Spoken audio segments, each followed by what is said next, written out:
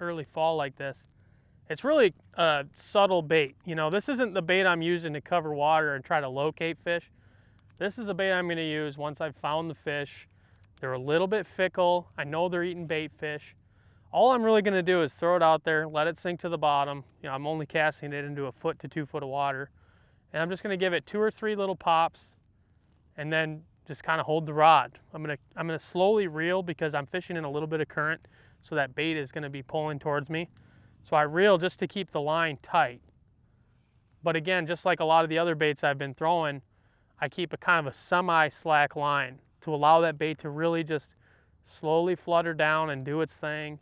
You're fishing this bait almost like you're fishing a weightless stick bait, like a Strike King Ocho or wacky rig. You know, you're not doing a whole lot on the action end. You're letting the bait do its own thing. I'm jerking that bait 2 or 3 times and it's gonna swim to the surface, and then it's just gonna fall and slowly flutter. And that's when you're gonna get most of the bites, is when you're just holding the rod still and keeping that line semi-tight.